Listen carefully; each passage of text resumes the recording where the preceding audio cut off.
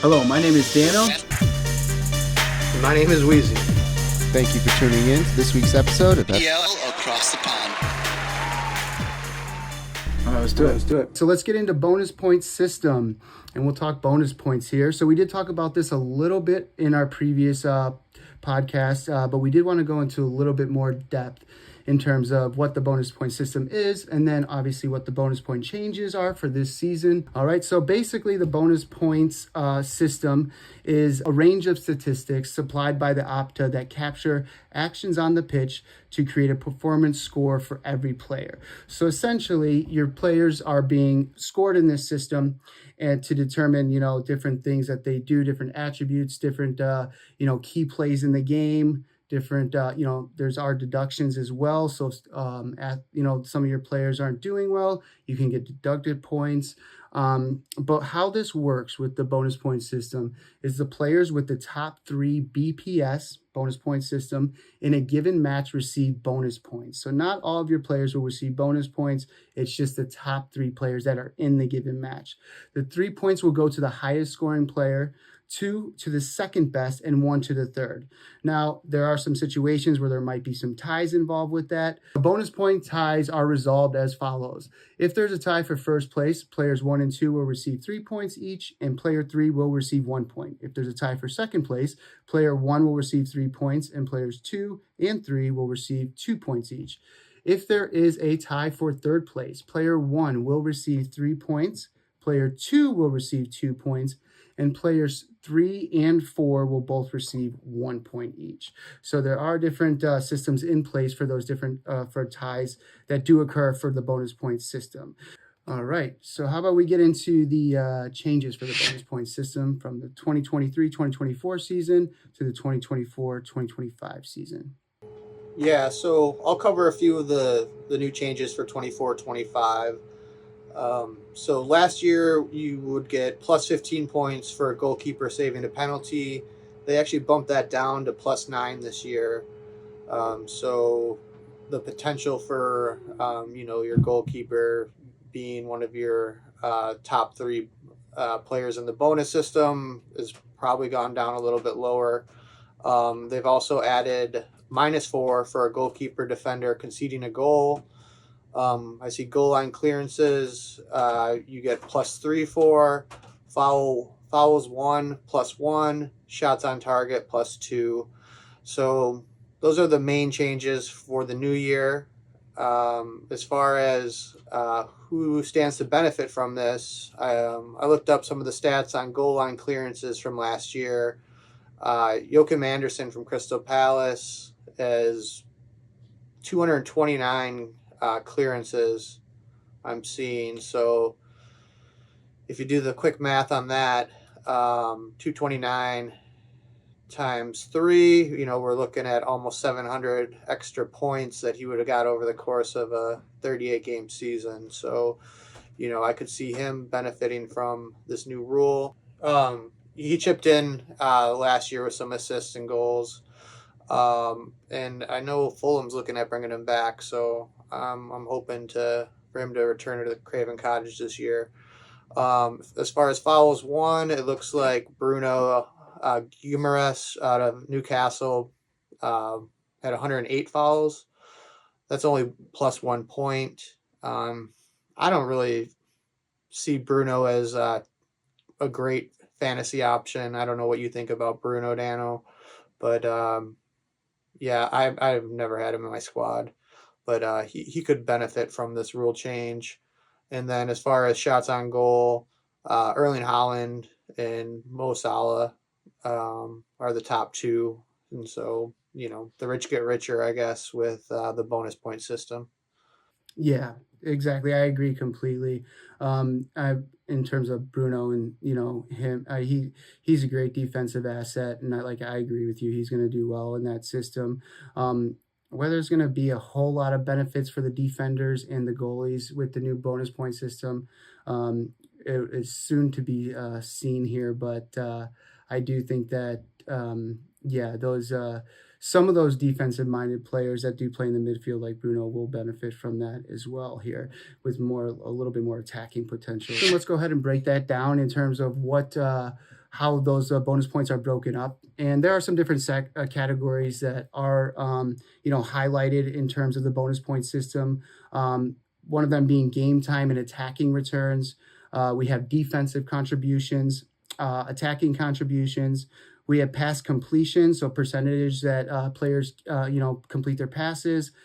Defensive deductions, those points that are taken away. And then we also have the attacking deductions that are also taken away from our players in the bonus point system. So just to get into some of the points or the main points here that most players do receive their bonus points from. So from playing 1 to 60 minutes, which is always crucial in terms of, getting your players in for at least 60 minutes before they can get subbed out, is 3 points. Playing over 60 minutes is going to be 6 points. Goalkeepers and defenders scoring a goal will be 12 points. Midfielders scoring a goal will get 18 points, and then we max out the goal scoring potential in terms of the bonus point system with 24 points for the forwards. And then for players that do get assists, we have 9 points for the bonus system. And Dan, I just wanted to jump in real quick.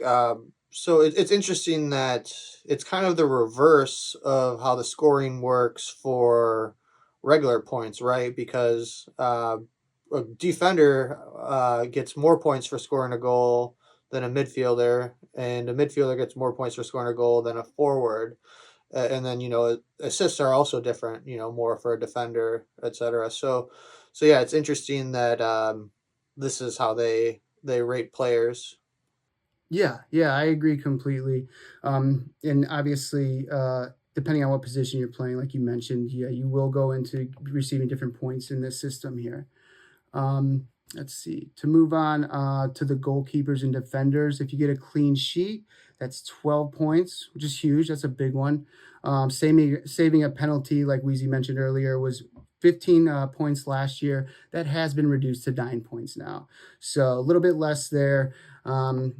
I don't know, some of the ideas that revolve around that in terms of like the goalie strategy. Some managers might want to possibly reduce some of the costs with their goalies.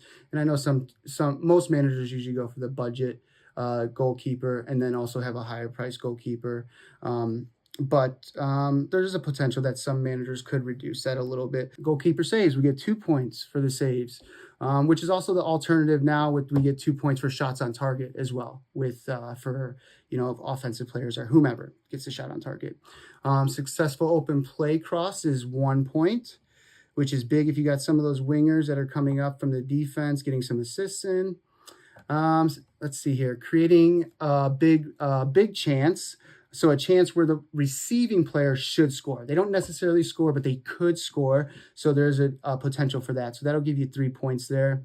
For every 2 clearances, blocks, interceptions, we get a total of 1 point for each of those. Let's see here. For every 3 recoveries, you get a point. And some of these are very minute. So we don't have to go through all of these. But for example, like key pass, you get a point. Successful tackle, you'll get 2 points. Successful dribble, which hopefully a lot of those professional players can do that. Let's see here.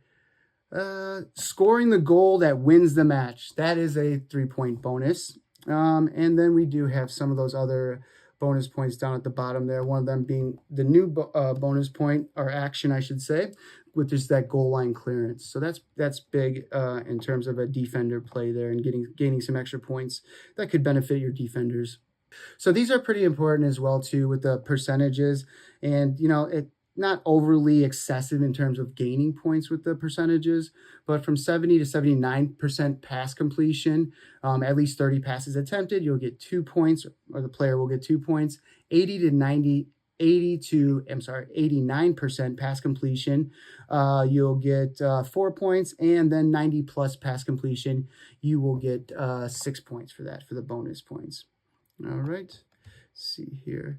And for some defensive deductions here, we have goalkeeper and defender conceding a goal is -4, conceding a penalty will be -3.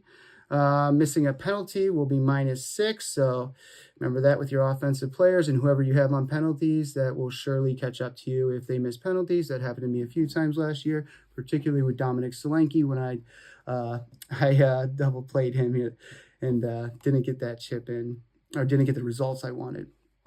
Let's see here. So the cards, if you get a yellow card, that's -3 points. Red card, not only will your player be kicked out of the game there, but you're also going to receive a -9 for that, with a -6 for an own goal. Let's see here. We got some other deductions, some big ones. Missing a big chance is -3. Making an error, which leads to a goal, is also going to be -3 points. Making an error, which leads to an attempt on goal, -1. Let's see here. And we just got a few more. Being tackled is -1. Conceding a foul will be -1 point. And being caught offside will be -1 point. And the shot off target will be -1 point. So remember, shot on target is 2 points. With the shots off target, you're going to get deducted points for that. So yeah, just for all the beginners out there, I just want to point out that yes, there is 2 scoring systems that you have to worry about when it comes to Fantasy Premier League here. There's your normal scoring, but this is just the bonus point system. And, this is to get your potentially 3 extra points per game week for your per player, or I guess per match. And so, if you have 3 players on Arsenal and 3 players on Man City, they're playing each other. Really, you only have the potential to get, 6 bonus points total. I guess we talked about some ties earlier. But yeah, basically this is just a small fraction of the game, but at the same time, they add up throughout the course of the year, right? So, potentially grabbing, 5 to 10 bonus points per week, you're looking at bumping your score up, 300 points in a season. So yeah, it's important to know that these are separate from your regular scoring. Yep, absolutely.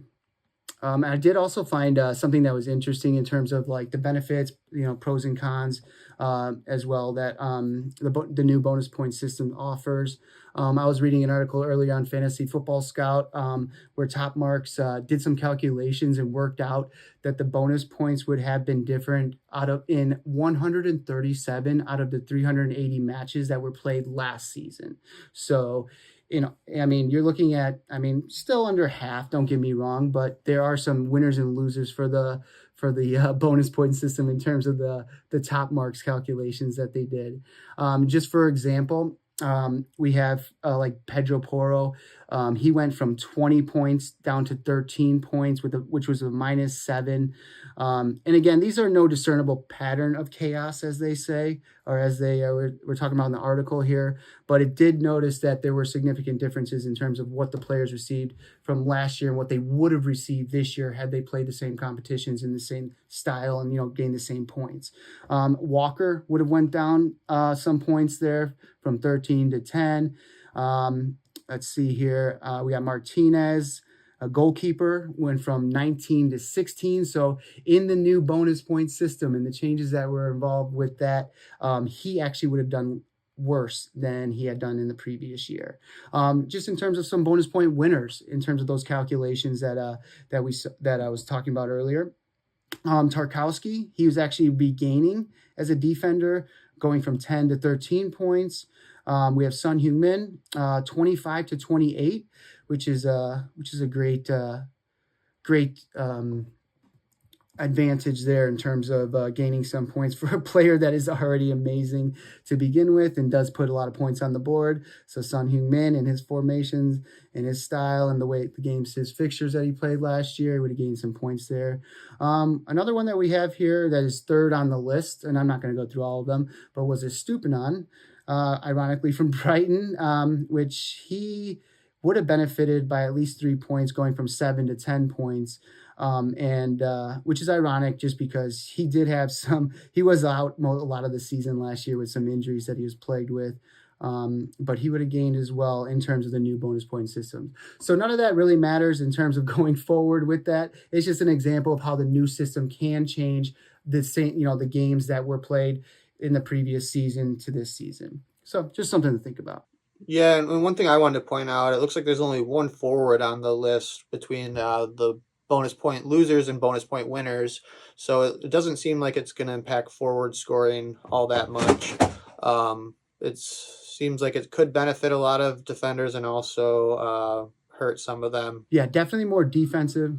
And so what I'm seeing is a lot of central defenders getting more points, and then these kind of wing backs, the Pedro Porro, Kyle Walkers, losing some points there. But 3 points over the course of a season, not that big of a deal. So, but it does change the calculus a little bit, and it'll be interesting to see how some of the top players react with these new rules. Yeah, absolutely. So the next segment we're going to be talking about is the chips that you are allowed to play during the season. And just so you know, if you're new to FPL, you are given a total of 6 chips this year to use over the course of the entire season. So there's only one chip that can be played in a single game week. You cannot play multiple chips. Okay, so that's something to plan as you're moving forward with your strategies. There are only game weeks where you're only going to want to play certain chips, and you got to keep that in mind as you move through the season. The first chip that we're going to highlight is the bench boost. The bench boost is exactly what it sounds like.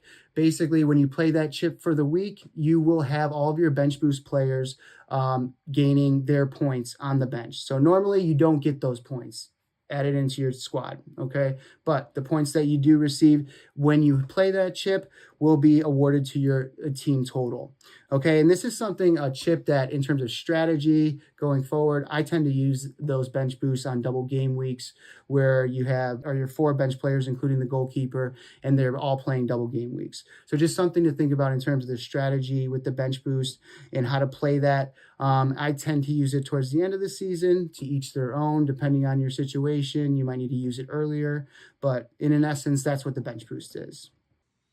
Yeah, and the next chip we'll go over would be the free hit. Everybody gets one of those per year. You can't play it in game week 1. It really doesn't make much sense to play it in game week 1 anyways. But basically what that does is gives you 1 week where you can swap out your players, make any transfers. You still have the budget, but it's a 1 week only thing. So you can change out your whole squad, and then the next week it returns to whatever you had the previous week. And so, like Daniel mentioned, for the bench boost, it's always a good idea to save this for a double game week, or potentially even when there's no game weeks, or only a few teams playing in a given game week. So yeah, basically, if you have 6 players that have an off week and you don't want to use a bunch of your transfers, you could potentially swap in players that are playing for that week, and then when your players have actual matches the following week, they can return to your lineup. So one other thing about the free hit can be used only once and is played when confirming your transfers. So not like the wild card where you can kind of switch up your transfers throughout the week. It's basically once you submit that, you're locked in. So I always try to hold that off until as close to the first game of the game week as I can. So that's a little bit of advice on that one. All right, next up we have our triple captain, and that is another chip that you can only use once throughout the season, and it is exactly what it says it is. It is triple captaining is tripling your points on your captain. Okay, so if you have a favorable game week, a double game week where you want to go ahead and captain someone, and you think they're going to do really well in that game week, definitely hit your triple captain. And you will not have to worry about any resets. You didn't have to do that last year either, to worry about the resets with your banks, your bank transfers. But just to note, you don't have to do that either for any of those actually chips this year. So it works out really well. And so the wild card stays the same. You get it twice a year. Basically, it's similar to the free hit, except for your roster doesn't revert back to the previous week. So you get it twice a year, once in the first half and again in the second half. So is that basically game week 19 is your deadline to use it, Dano? I believe so. It's right there. Okay. Okay. So yeah, definitely use it. Even if you're only going to be making a handful of transfers, you get the opportunity to bank your transfers. Is that correct, Dano? With the wild card this year? Yep. And so, if for some reason you've been hoarding it, you get to game week 19 and you really don't think you have to make any moves, you might as well use it if you're going to make anything, because if you don't use it, you lose it. So yeah, that's another one where you try to be where you can just do wholesale changes to your whole squad, right? And so when we were talking last episode about kind of looking at 6-7 week windows as far as game weeks and favorable matchups, you have an opportunity, really, in week 9 to just kind of do wholesale changes and really focus on who has favorable matchups, week 9 through 19. The longer you can hold off on using it, probably the better. But yeah, it's really important for strategy and trying to optimize your points on the season. Yeah, absolutely. Like Weezy said, if you don't use it, you lose it. So make sure to in your strategy, make sure you're planning to use that at some point. And again, I know we keep talking about this, but with those 5 free transfers as well, you could go ahead and, possibly push that off even further for those managers that tend to use their wild cards earlier in the first part of the season. It might be better to hold off and try to bank some of those transfers with that new rule. Yeah. All right. Let's see here. And then the last chip we have here that won't be available until January 2025. And we already done some speculation on this chip here in our last video to have some different ideas of what it could be. But again, that will be revealed ahead of the January 2025 so that you can plan ahead before the chip becomes playable in January. Yeah, basically. So just to kind of recap, right? You can use all 6 of your chips, I guess, if you consider that you get 2 wild cards. So it's basically 7 chips, right? So you get one first half of the season wild card and a second wild card for the second half. And so really you can use all of them once. And once you use it, you lose it, with the exception of the wild card where you regain it in week 20. And so another important thing we mentioned a few times, but I'll reiterate it.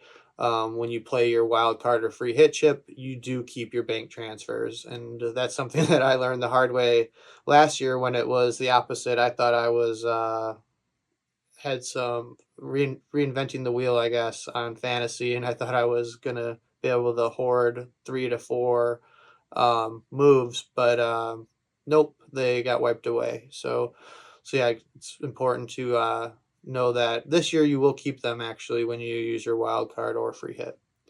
Next, let's go ahead and get into our transfer updates. So these are really big. We want to inform you on the latest transfers here that will inevitably affect your teams moving forward into the 2024-2025 FPL season. All right, so to start, we have Arsenal to start.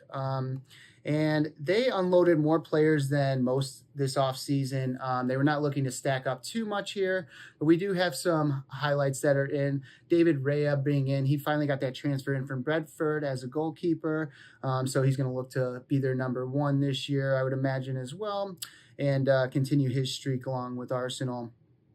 We also have a few other players that they did bring in this year. We have Ricardo Calafori from Bologna, which is another defender, so looking to shore up that defense. And then the third player that they brought in was Tommy Setford, from Ajax. So yeah, those I guess the only move there that or transfer that moves the needle here is Ricardo Calafari from Bologna. Raya was there last year on loan, so basically it was just finalizing that transfer from Brentford. I do know that he's had quite a lot of buzz as far as being a fantasy player, so we'll have to see if he makes it into the back four there or not. But I would think that with the amount of money they spent on him, he should be getting a run in the team Right. immediately here. So we'll see. You would think so. You think he'd be a valuable asset at the very least, bringing on, in the second half there, but hopefully with the start. There are a couple players that were either removed or released or transferred out. One of the biggest being Emil Smith-Rowe to your team, Wheezy, transferred to Fulham. So that's a big signing for them. And if I'm not mistaken, it might be one of the biggest signings for Fulham. I could be wrong about that, but I know it's up there. They with add-ons, it has the potential to be the transfer record for Fulham or incoming transfer record. So yeah, little spoiler on my first lineup. I got him in the squad to start the season. Okay. So All right. he's had a good run of form in the preseason. So I'm looking for him to kind of take the Willian role at Fulham and get some goals and assists here. So yeah, I'm looking forward to seeing him have a healthy season here with Fulham. Yeah, definitely get more playing time than he was with Arsenal, right? That's the idea here. Hopefully be a pivotal role in their midfield there. A couple other notable transfers out from Arsenal, just a few here. We got Sambi Lukonga loaned out to Sevilla. Nuno Tavares was loaned out to Lazio. And they finally got rid of Mohamed El Neni. He has finally been released from Arsenal. So he is no longer with them. All right, moving on to Aston Villa. Yeah, so I'll just kind of cover the major moves, or what I deem to be the major moves that they made. And so, with them breaking into the Champions League for the first time in God knows how long, they've put some money into the squad, and the Milwaukee Bucks owner also owns Aston Villa, Wes Edens, and he's opening up the checkbook, I guess, for the squad. So It looks like it. So Matson's coming in from Chelsea after a successful loan spell at Dortmund, and starting in the Champions League final. I expect big things out of him this year. He's another player that I have in my first squad, so I'm looking for him to produce some points in fantasy here. Lewis Dobbin from Everton. He's a younger player. I don't see him getting too much playing time to start the year. They actually did some interesting business this summer, and I think it has to do with financial fair play, but they bought a lot of their old players back. And so I don't know.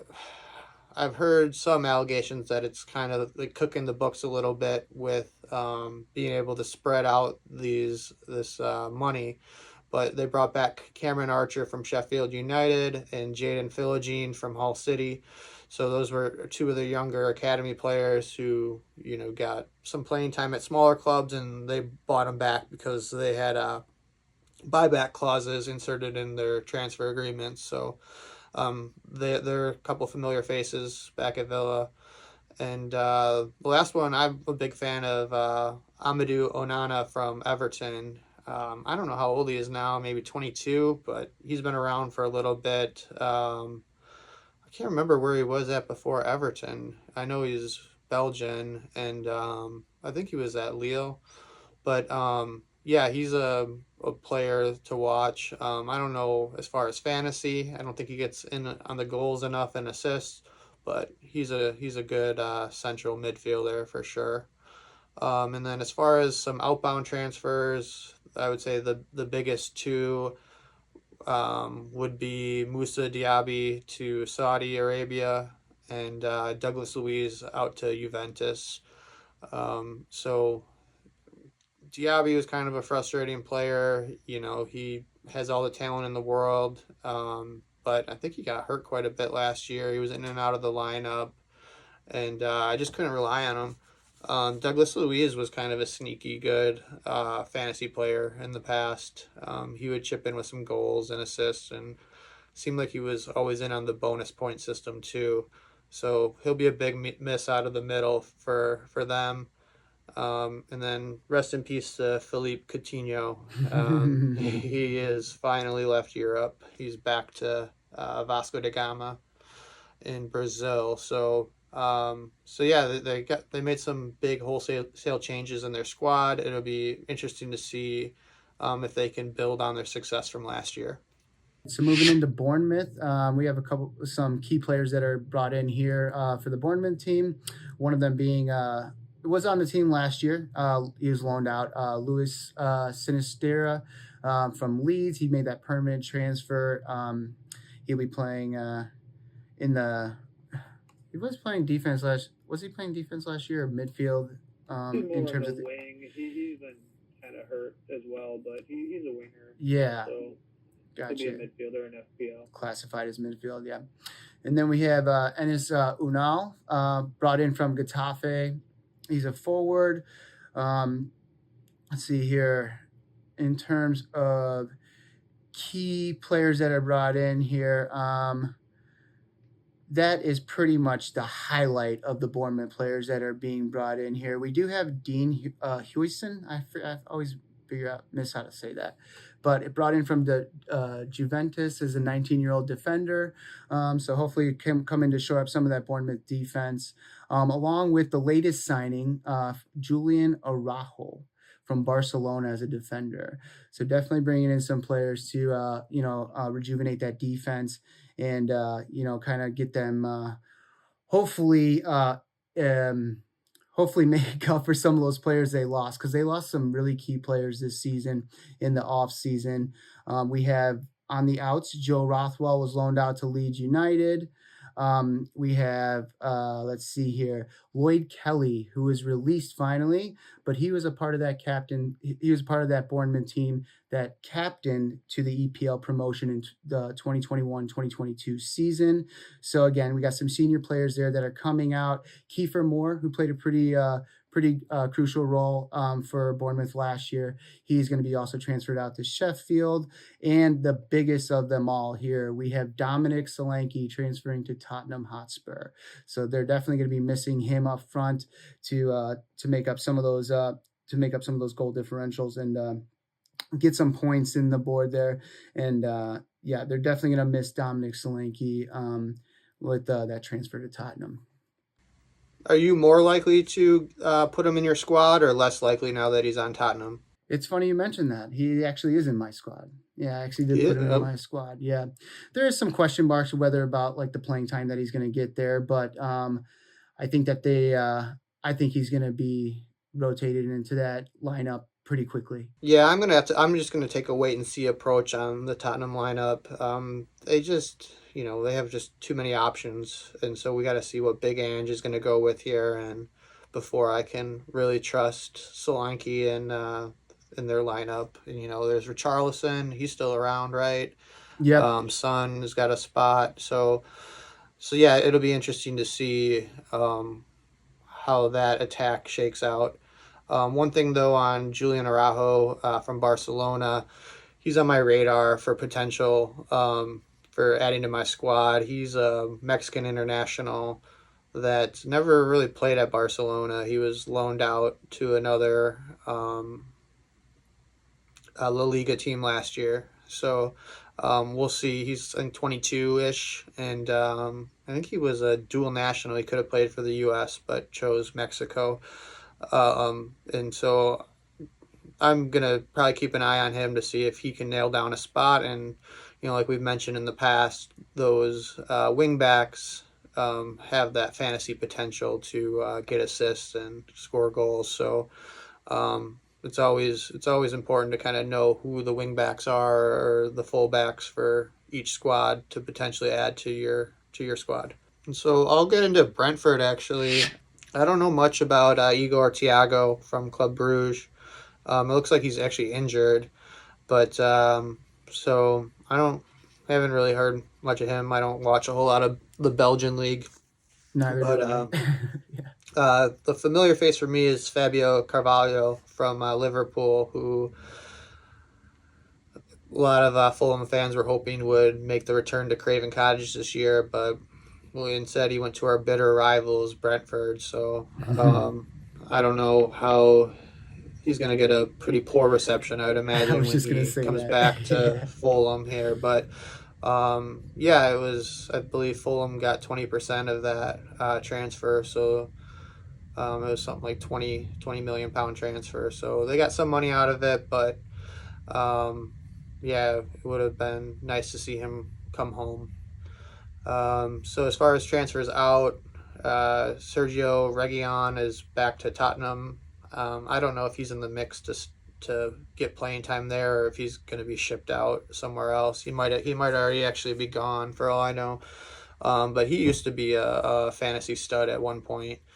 Um, Neil Mope ended loan back to Everton, and then David Raya, who's been gone for over a year because he was on loan to Arsenal for all of last season. He's officially gone. So, they always do good business in the transfer window. They're always investing in the future and selling off players. One player that's interestingly not on this list is their striker, Ivan Toney. He had been rumored to potentially go to Arsenal or some other places, but he is staying put for now. But, we still got a couple weeks left in this transfer window. Right. Yeah, I know Tottenham was looking at Ivan Toney along with Dominic Solanke. I'm assuming that is not going to happen anymore, considering they moved for Solanke. So yeah, moving on to Brighton here. We have 5 players that are brought in here. One of the players is a little bit younger here from the U21 Germany squad, but looking to be shored up. That's Brahan Gruda from Amiens, playing in the midfield.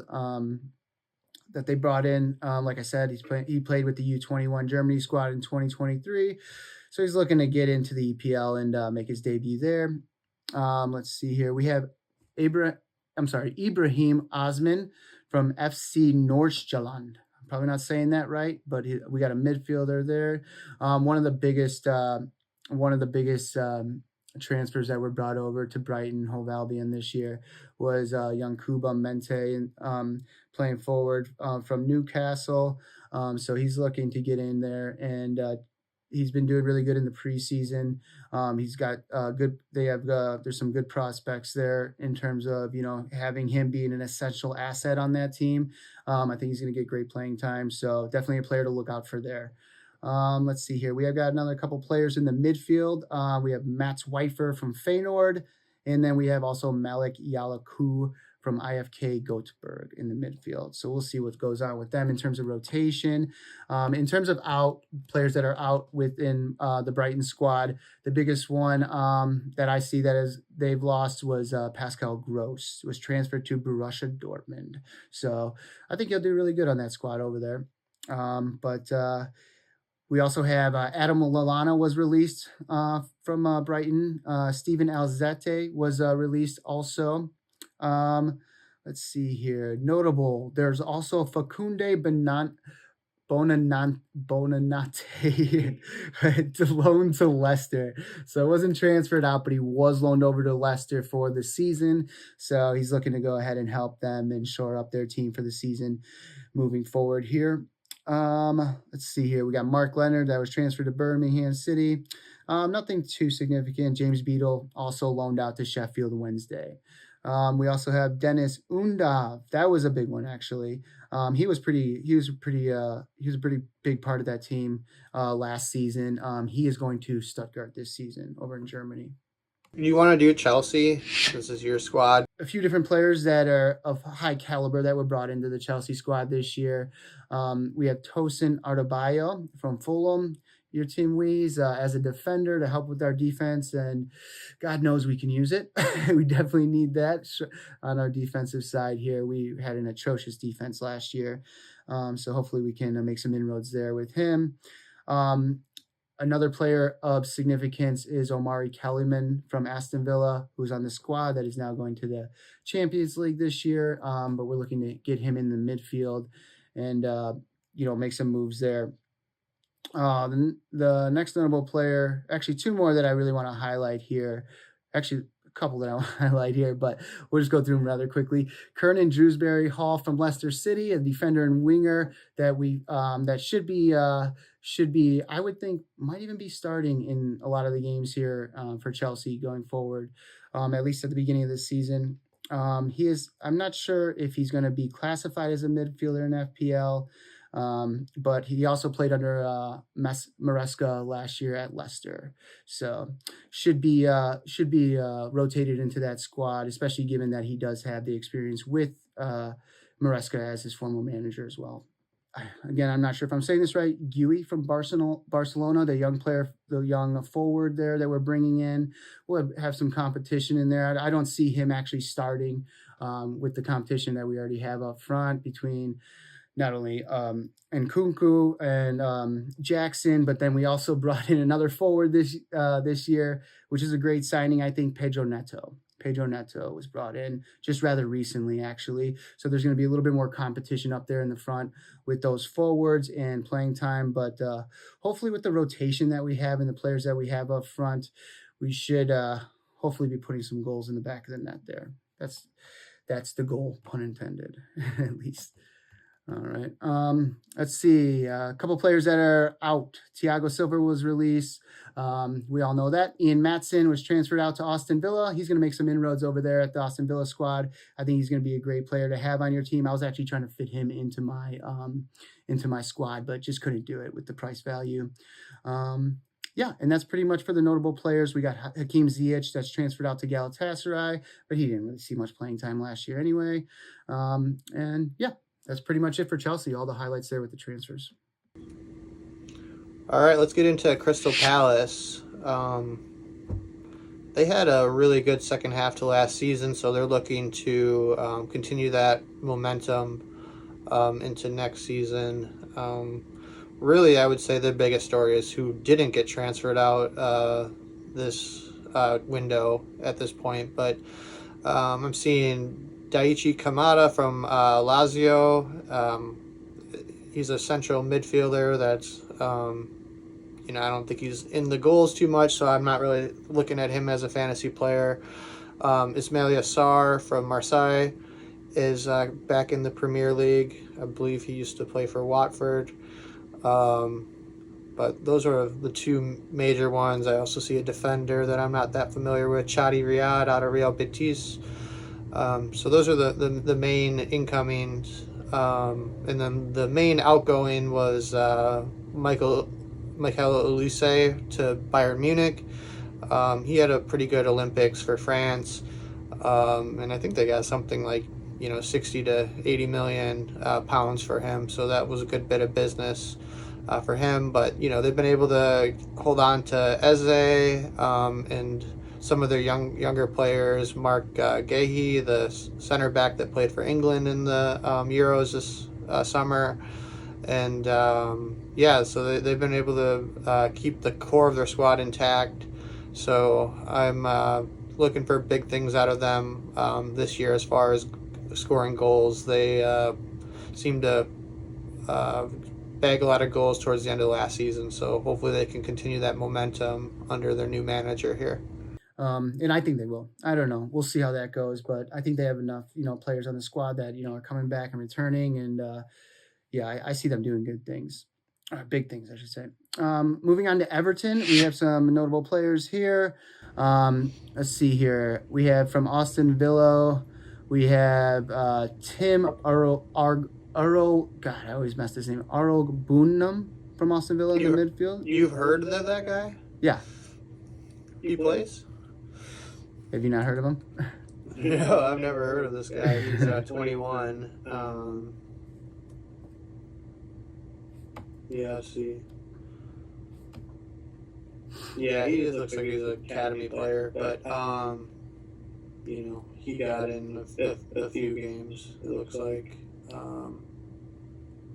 12 appearances in the Premier League so far. So he's one for the future, I'd imagine. Gotcha. All right, and then we also have Jack Harrison, who was on a permanent transfer in the midfield there from Leeds United. He was playing with Everton last year, but just an update there.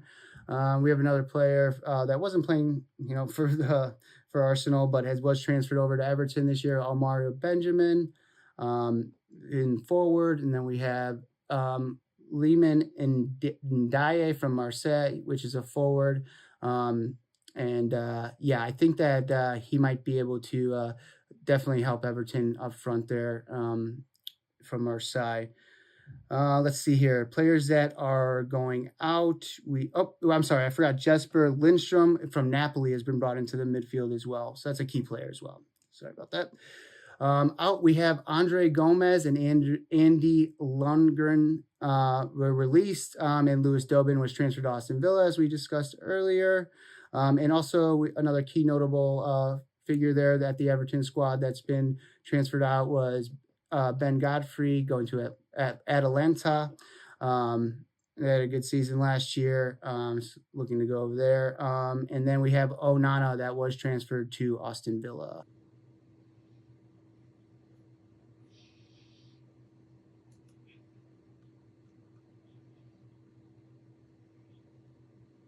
Right, for sure. Let's get into Fulham, my squad. Kind of a quiet start to the transfer window for them as far as incomings. They brought back Ryan Sessegnon from Tottenham on a free, so hopefully he'll shore up the left side of midfield and the defense as a backup to Anthony Robinson.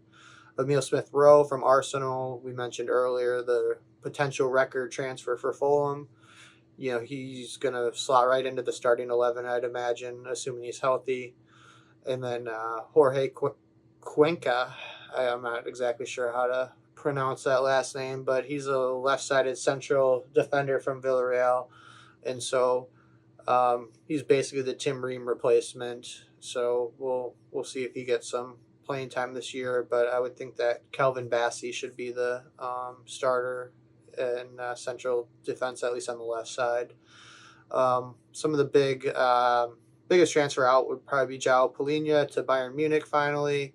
He had flirted with the idea of transferring last season, but we were able to hold on to him for one more year. So a well-deserved move to the Champions League for him. So he had a good Euros as well. And then we had mentioned Tosin going to Chelsea on a free. We tried to get him to sign a new contract, but he just resisted, and we lost him for nothing. So that's never great. And then I mentioned Tim Ream leaving. Bobby de Cordova-Reid left to Leicester City. And Willian, nobody really knows what he's going to do. So as of right now, he's without a club. So I'd like to see him come back, but he might be looking for more of a payday here at the end of his career. I was just going to say that as well. Yeah, he's at the end of the career there, looking to just get out and, Saudi. Yeah, go to the Saudi League. Yeah, seems to be everyone's retirement plan. Just go to the Saudi League. All right, next up we got Ipswich Town. I'm going to go through this a little bit quicker here. We got Mario Hutchinson from Chelsea in the midfield, transferred from Chelsea. Wasn't playing with them last season. We have Ben Johnson, defender they brought in from West Ham United. That should be definitely. I'm not sure if he's. I would imagine that he'd be in that starting lineup, but that's we'll see what happens with that. Let's see here. Another notable player was Connor Townsend from West Brom as a defender. And then outside of that, we have Liam Delap, which was a younger player that played for Manchester City, transferring over, I should say, for Ipswich Town there. Next, Cole Palmer. What do you think? Yeah, you're always looking for those players that are, at those larger clubs that move on to a different club for potential playing time. And, obviously Cole Palmer was huge last year for Chelsea. And Liam Delap's always somebody that's been right around the fringe of the Manchester City squad. You see him in all those games they play in the preseason in America, getting playing time then. So he's been one to watch for a few years, and he finally decided to make that leap to Ipswich Town for more playing time. So, he has the pedigree. It's just that whether or not you believe Ipswich Town is going to score goals or not. Yeah, that's it. They're definitely not Chelsea, that's for sure. But Chelsea hasn't been doing too great the last few seasons. A lot of managers, or at least professional FPL managers, are saying that Chelsea's going to have a similar season. So, yeah, just a few players that are out for Ipswich Town. Ghassan Ahad May transferred to Charlton Athletic. Idris El Mizuno transferred to Oxford United. We got Corey Ndaba transferred to Kilmarnock. And I'll be honest with you, I haven't seen a lot of those players play myself. So, yeah. Yeah, based on the clubs they're going to, I can't imagine they're Exactly. great players, right? We're going to the Scottish League, we're going to League One, League One. all these other smaller clubs. So, not they're not looking to lose key players getting to the Premier League for the first time in a while. So yeah, looking to add on, not take away, right? But yeah. All right, let's move on to Leicester City. Everybody's favorite team from 10 years ago. They've gone through a lot of changes since the Conte, Vardy, Drinkwater squad that won the Premier League. Based on their incoming transfers, I'm not seeing a whole lot to get excited about. I've loved Bobby de Cordova-Reid for Fulham for the 5 or 6 years that he played there. He's a good squad player, but not something that's going to keep them in the Premier League. I see they got a defender, Caleb Bakole from Atalanta. Don't know much about him, but that's a good club. Abdul Fatawa from Sporting Lisbon, a midfielder. Another big club, Champions League club that they poached some talent from. So they might play a role this year. The biggest transfer out, I would say, would be Kieran Dewsbury-Hall, transfer to Chelsea to follow the manager Maresca to Chelsea. Other than that, it looks like they held on to most of their talent. Yeah, not a whole lot there in terms of in and or out there with their squad, but a few notable players in. All right, moving on to Liverpool. They have brought in no players as of yet. So not looking to bring any players in. I mean, they already have a stacked squad. I'm not saying they couldn't use some improvements in some areas, but nothing as of yet in terms of the transfer market. But we do have some transfers out for Liverpool. Of note, we have Joel Matip, which, he over the last couple of years, he's been playing, solid defense for Liverpool. Getting, pretty good playing time. Not as much last year, but definitely someone they're going to miss, I think, in the back. Thiago Alcantara and Adrian were also released along with Matip. Let's see here. And then Fabio Carvalho transferred to Brentford, which we were talking about earlier. I think he'll do good things for Brentford there. And yeah, that's about it in terms of notable outs. Calvin Ramsey was on loan to Wigan Athletic, but outside of that, nothing in. Just a few players out and looking to revamp not revamp the squad, but use what they have and utilize the players that they do have with that new manager. All right, let's move on to Manchester City. Similar to Liverpool, not a whole lot of action on their incoming transfers. They got Savinho, who played on, is it Girona? That's one that I've always read. I don't watch too much La Liga, but sometimes when it's on ESPN. But he's. I thought he was a wing back, potentially that might be listed as a midfielder. Let me just double check to see what he is listed at in fantasy. So Savio. So he's at 6.5 million pounds, and he's a midfielder. So we'll take a wait and see approach on him to see if he's someone that's going to nail down a starting spot in that incredible Man City squad. So that's the only incoming transfer at this point.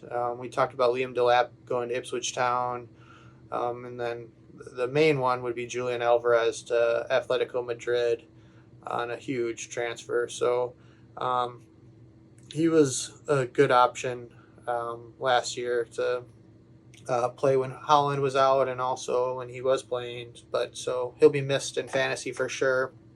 But they have such a huge squad that somebody will make up for his departure for sure. All right, next we have Manchester United, and the biggest transfer in and that I believe outside of the two that most recently got put in here was Joshua Zirkzee from Bologna as a forward. There is some debate on who would start in terms of Joshua Zirkzee over Rasmus Højlund. But more recently, I believe that Højlund has been injured. So big chance that he might get that start up front there for United. Another couple players that we have in, they're pretty big. Lenny Yoro from Lille. He is injured at the moment and is expected back November 2nd. But again, shoring up that Manchester United defense. So with that injury, I don't know if it was a play off of that or piggybacked off that, but Manchester United did bring in a couple more defenders here with De Ligt from Bayern and also Mazraoui from Bayern, both defenders looking to help defense or help the Manchester United back there, and definitely need that, especially with that signing, with that Euro signing where he's going to be injured until November, at least the beginning of November, and that's what they're speculating. All right, so we do have a couple players that are out here for Manchester United, more than a couple, but I'll just go over some of the few that are highlighted here. We have Van de Beek transferring to Girona. We're just talking about the was it let's see here, I might have messed that up with the Savinho. Yeah. Okay. Yeah. So we got let's see here. We got Van de Beek transferring to Girona. Mason Greenwood was finally transferred out to Marseille after his huge debacle with some sexual abuse scandals a couple years back. But yeah, he's gone now from United, finally transferred out. We have Shola Shortire transferring to PAOK. We have a couple releases that needed to happen with the United team, or at least I feel needed to be happening with the United team. Anthony Martial being one of the main players there that have been kind of just an anchor in terms of that team. And he hasn't even seen much playing time, much of the field. But yeah, he's gone along with Rafael Varane, who was actually crucial and instrumental in their season last year and shoring up the defense the last few years. So those two players will be missed. But yeah, that's about it for the Manchester United squad. All right, moving on to Newcastle United. They're always throwing money around, but this year, they seem to be balling on a budget a little bit. They got Lloyd Kelly in from Bournemouth on a free. Lewis Hall from Chelsea. I think he might have been on loan previously there. It looks like they got a backup keeper from Nottingham Forest. Lacodemos. I only know about him because of his battle with Matt Turner last year at Nottingham Forest. He was perhaps the only keeper in the Premier League worse than Turner. And so yeah, not a whole lot of exciting moves for Newcastle, but they're also holding on to their players, right? They still got Bruno Guimaraes and Alexander Isak. So a lot of the times when you're not in the top four, it's more important on who you're not selling than who you're bringing in. So yeah, not a whole lot of notable outbound transfers for Newcastle. Elliot Anderson to Nottingham Forest. I think he's still fairly young. He got some game action last year, but other than that, just some youth players being moved on. Moving on to Nottingham Forest, and they have made tons of transfers this year. They're looking to improve. Looks like they're looking to improve on last year's 17th place in the EPL, trying to escape that relegation zone. So you do have quite a few players that they brought in. bunch of midfielders. They got a forward there they brought in there, goalkeeper, and a defender as well. But notable transfers in, we have Marko Stamenic from Olympiacos in the midfield. Let's see here. We have Elliot Anderson from Newcastle. Eric De Silva Moreira from St. Pauli. I'm not too familiar with him, to be honest with you. Let's see here. What do we got? Nikola Milinkovic from Fiorentina as a defender. Again, another defender, or a defender, the only defender that they brought in so far. Then we also have Jota Silva from Vitória de Guimarães as a forward. Again, not a player that I've seen too much, but a player that is expected to do big things at Nottingham Forest this year as they move forward through the season. As you mentioned before, we got it was the backup to Turner last year, fighting for competition with Turner. Vlachodimos transfer to Newcastle. Let's see here. Gio Reyna was the end of his loan back to Borussia Dortmund. So he's going to be back in the Bundesliga this year. And he didn't get much. He didn't do a whole lot with Nottingham Forest. To be fair, he didn't get a whole lot of playing time either. So there was that a disadvantage for him. I think he could have done a lot better if he had gotten more playing time and more rotation there. Let's see here. A couple other players. We have Nuno Tavares was end of loan back to Arsenal. Let's see here.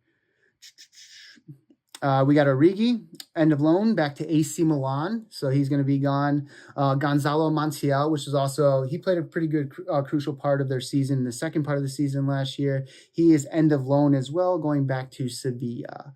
So quite a few notable end of loan transfers or end of loans that are returning to their teams there. So definitely a reason to bring in more players as they have been doing, shoring up that midfield and their forwards as well. Yeah, they've had quite the revolving door at that Nottingham Forest as far as their squad. It seems every season they're bringing in 15 players, shipping out 15. Just wholesale changes to their squad, just trying to figure out what works to stay in the Premier League. So far, they've stuck for a couple seasons now, and I would anticipate them sticking around for another season after this one. So let's move on to Southampton, another recently promoted team. They made a ton of transfers, a lot of kind of bargain bin deals here, with Adam Lallana returning to the club in midfield. He's, at this point of his career, he's more of a locker room presence. Other notable transfers, I'd see Ben Burton Diaz from Villarreal. He had a Sheffield United loan spell last year. He could potentially bring some goals with him. So we'll see what he brings to Southampton. Other than that, Flynn Downs from West Ham. Charlie Taylor from Burnley, a defender. And I guess the biggest prospect they got is Taylor Harwood-Bellis out of Manchester City. Another one of those, young talent from Manchester City that was blocked by $100 million players. So he could potentially get slotted right into the starting 11 for Southampton. And so as far as outbound transfers, nothing too crazy. Stuart Armstrong was released. Lianco, the central defender, was transferred back to Brazil. So yeah, not a whole lot of outbounds as you would expect for a recently promoted team. So we'll see if they can get their footing back in the Premier League and stick around. Yeah, and hopefully they can. They've been a staple in the Premier League for years, and did good in the Championship last year, obviously, to get promoted. But yeah, hopefully we'll see what they can do, and hopefully stay out of that relegation zone. All right, so next up we have just a few more teams here. We got Tottenham Hotspur next. Notable transfers in. We got Timo Werner. He was loaned in from Leipzig. He did play with the team last year, but he's still staying in the squad there. let's see here. We have Lucas Bergball from Djurgården, who's playing in the midfield. Let's see. Archie Gray, the 17-year-old wonder kid. So we don't know about the first team potential there, but he is very talented, a very young talent that is coming up here. That hopefully will get some first team appearances and yeah, possibly even some starts here. We'll see what he can do and see how well he can entertain. And then the most notable, I feel like, as their forward, Dominic Solanke, like we were talking about earlier from Bournemouth. With the numbers that he was putting up and the data that he was putting up last year, I don't see how he can't play forward. Obviously, we got rotation risk, you know what I mean, in terms of like Richarlison. We don't know what's going on with that necessarily as of yet. But given his data, I don't see him not getting playing time. Like I mentioned, I do have him on my team. Or my draft that we're going to be going over here shortly. Some notable players that were transferred out this year or loaned out from Tottenham. We have Pierre-Emile Højbjerg was loaned out to Marseille. He was getting some notable playing time last year. Brought in as well, at the in the second half of the those games, a lot of the games. We also have Emerson Royale transferred out to AC Milan. We have Eric Dyer, Ivan Perisic, Ryan Sessegnon, a couple other randoms, Jaffe Tanganga and Tengwe and Dembele were all released, along with Dane Scarlett going to Oxford United on loan. So let's get into West Ham. They've made quite a few moves this offseason to set themselves up to potentially return to the top half of the table. I see Luis Guilherme from Brazilian midfielder. Max Kilman from Wolves should get a lot of playing time. Somerville from Leeds United, very productive in the Championship. Can that translate to the Premier League? We'll have to see. I think of kind of talented wingers from the Championship that have gone to West Ham in the past, like Said Benrahma. He never quite stuck in that starting 11, and so we'll see what Somerville can do there. Nicholas Füllkrug from Dortmund should get a lot of playing time up top. So, who do they got up top then? So they got Füllkrug, they got Mikel Antonio still. What other forwards does West Ham have? Let's see. I think Ings is still floating around there. I would imagine he might be on his way out because I can't see him getting too much playing time with Füllkrug and Antonio in front of him. And so I believe they also have Duran up top still. So, or I think they were looking at him from Aston Villa. But other than that, a couple of defenders that came in, Jean-Claire Todibo from Nice and Wan-Bissaka from Manchester United. I would, probably look at Wan-Bissaka as potential member of my squad later in the year if he can nail down that right back position for them. And then Guido Rodriguez, the World Cup winner, is coming in on a free in the midfield. And then outbound, I had mentioned Said Benrahma before. He's heading to Greece to Olympiacos. Thilo Kehrer, the center back, is going to Monaco. Flynn Downs to Southampton. So other than that, not a bunch of major transfers out for West Ham. So look to them to have a stronger year this year than they did last year. Yeah, I like that Wan-Bissaka transfer in. I think he's going to do good with them. Hopefully, they definitely need him in the back, so hopefully he can help them out.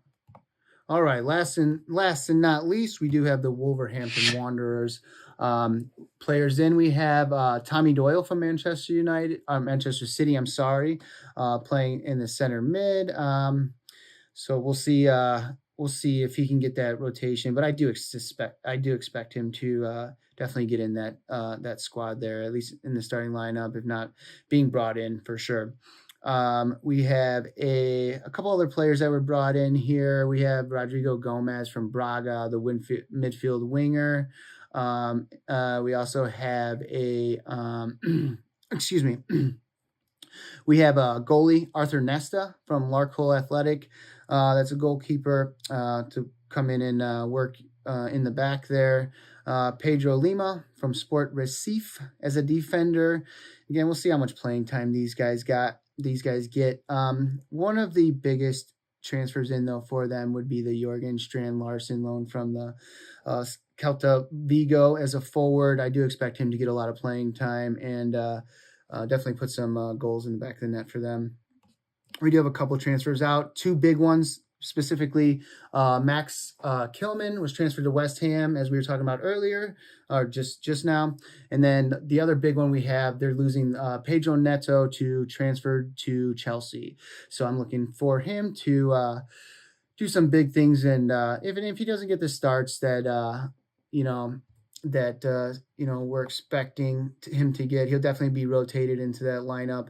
I mean, he does have competition with Nkunku and Nicholas Jackson. So, and again, the new young player from Barcelona as well. So yeah, a lot of competition up front there, but I do believe that he'll get a significant amount of playing time. All right, well, let's go over our top 4 predictions and relegation predictions. So I'll start with my top 4. I'm going to go with Man City, Arsenal, Liverpool, Man United. Nothing crazy there, except for maybe Man United getting back in the top 4. But I just don't see Pep losing to Arteta anytime soon. Arsenal didn't make that many big moves. So I don't think Man City's scared of Arsenal at all. I see Liverpool having just a ton of talent still. So I see them coming third, and then Man United with that, sticking with Ten Hag and that continuity. I see them being able to get back in the top 4. Okay. Yeah, I'm right there with you with most of those teams there. I was biased and didn't put Chelsea in my top 4, but I do have my prediction for the top 4, Arsenal taking it this year. So hopefully they can get over that hump and knock Man City off their pedestal. But Man City close by, or followed by a close second to Arsenal. And then I have Chelsea and then Liverpool falling in 4th. I am, like I said, a little biased with the Chelsea team there, but I'm hoping with all the transfers that they're bringing in this year, the new manager, that they'll make it back into European competition. So hopefully we'll get in the Champions League there. We do have the Euros, but the Europa League, I mean. But yeah, hoping to get it back in the Champions League. What about your bottom 3? What do you got? Yeah, so I was thinking about maybe swapping one out last second here. I'm thinking Bournemouth for sure, Ipswich Town, and I can't decide if I want to go with Brentford or Southampton for my last spot. I think I'll go with Brentford. So we'll go Bournemouth, Ipswich Town, and Brentford in the bottom 3. I just don't see Brentford doing enough and Bournemouth doing enough in the transfer market to really move their teams forward here. So I'm picking 2 returning Premier League teams to go down, and for Southampton and Leicester to stay up this year. Gotcha. Yeah, I was just right on the cuffs there myself, but I do have in my bottom 3 Ipswich Town. I also did put in, that might be a little bit controversial, Bournemouth, just because of all the transfers that they're losing out on this year, players that aren't returning.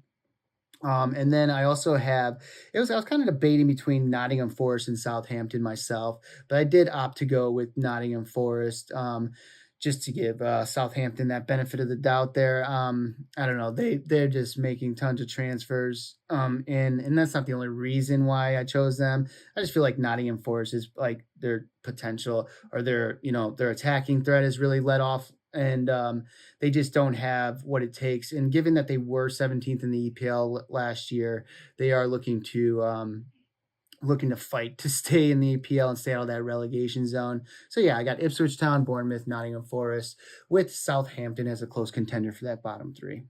So let's get into our game week 1 lineups. I'll start at my goalkeeper position. I'm going to start with Nick Pope against Southampton at home. So I'm feeling good about that, the potential for a clean sheet for him.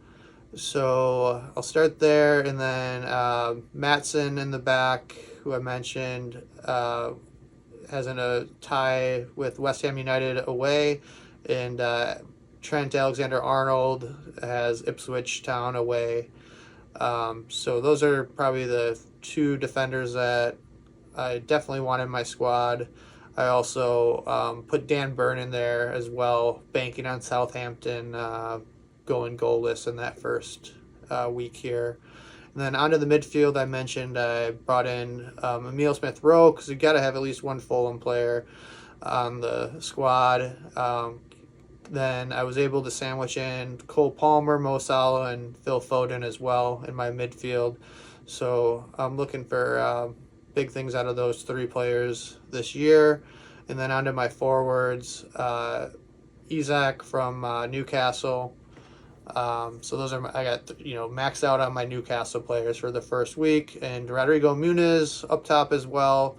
Probably not going to play him game week 1, as they have a away tie against Manchester United. And then Chris Wood from Nottingham Forest. I got he's got a home game against Bournemouth week 1, so I'm going to start him with Isak. So that's what we're looking at for game week 1 for me. Nice. I like it. All right. So for my game week 1 players here, starting with my goalkeepers, I did switch out both of my goalkeepers from the last draft that we had. I brought in Leno, your boy Leno from Fulham. He had a great season last year, hoping to capitalize on some of those points this year. And he's definitely going to be number 1. So we'll see how that goes. Not a great start versus United, but you can only start one goalkeeper. So the goalkeeper that I am starting for week 1, though, versus Ipswich is going to be Alisson Becker. With that schedule that they have there, I just feel like he's got potential to maximize his BPS there, his bonus points. So hopefully we can get some shutouts from him. Moving into my defenders, I didn't make any changes with my defenders. I am considering still bringing in Alexander-Arnold, but outside of that, I'm still working with Saliba, who's a solid force in the back for Arsenal. Their defense is above, some of the best in the league, so hoping to capitalize on that with Saliba as one of my main defenders in that team. Again, still looking at Alexander-Arnold, but we'll see how that goes. And then we also have the American Robinson, which I did talk about on the last podcast as well. But he's been playing great. He's starting at nearly every game, playing nearly every game. Not saying I'm going to be starting him too much, but yeah, definitely a great bench player that I know is going to be playing every game, unless he's injured or something like that. But otherwise, no problems there. Gavardiol, I just feel like he's such a great attacking threat. And I know a lot of those defenders, especially those wingers, that move up and get in those attacking points. He's definitely one of those players, along with one of my other defenders, Pedro Porro, also making those attacking threats there. But again, with those calculations that we were talking about earlier here, I'm not sure if that's necessarily going to benefit him so much this year, but time will tell. And then again, I also have Burn, same as you, shoring up that Newcastle defense against Southampton in week 1. I expect him to do good things there. Hopefully we can get some shutouts there. Let's see. Moving into the midfield, I did change a couple things in my midfield here. I brought in Rodgers for Aston Villa. They do have some Champions League play. He's been playing good in the preseason, putting numbers up. So I expect him to do the same, along with Nkunku, Christopher Nkunku. Again, he's been playing great. There is some debate up front whether he's going to get, as much playing time as I'm expecting him to get. So we'll see there. But I don't think I'm going to start him in my first week. So he'll probably be on the bench just because of the question mark. And they are playing Manchester City. But I will be starting Palmer, that's playing Manchester City in my midfield. And then my other two midfielders, we have Eze. He's, Eze's Eze. He didn't get a lot of playing time in the preseason, but, given the Euros and that, he did have some time off. So looking to see what he can do. And he is on penalties this as well again this year. So definitely another reason to have him on the squad, along with that, the schedule that they do have. Mo Salah, can't go wrong with him with Ipswich Town, week 1. So a lot of people are focusing on Haaland for week 2 with Ipswich Town. Mo Salah definitely has great captaincy potential for week 1 as well. And I'm leaning towards him being my captain for week 1. Up front, I also have Isak on my team. The data that he's been putting up, the numbers he's been putting up, I expect him to be doing the same this year. There's not a whole lot of question marks there. He is a little injury prone, so there is that, but right now he's healthy. So, why fix what isn't broken? And then João Pedro, a budget forward, 5.5 million. I mean, the guy's on penalties. He's looking to start. I mean, minutes are going to be there. Goals will be there. So hopefully he can produce for Brighton this year. And then and he does have a great fixture first versus Everton. It is away, but and then last but not least, we do have Dominic Solanke. Again, another not controversial, but another player that a lot of managers might not be too keen on at the moment, just because they're not sure of his rotation within the team or where he's going to fit in there. But yeah, with the money they put up for him, I can't see him not playing. And I think he's one of those players that is just being a little overlooked at the moment, just because, his uncertainty within Tottenham. So, but yeah, that's my week 1 lineup. Well, Good job, Waze. cool. Yeah, I thought that went pretty smooth. I think we're good. Let's go ahead and wrap this up. And thank you guys for tuning in to our podcast. FPL across the pond.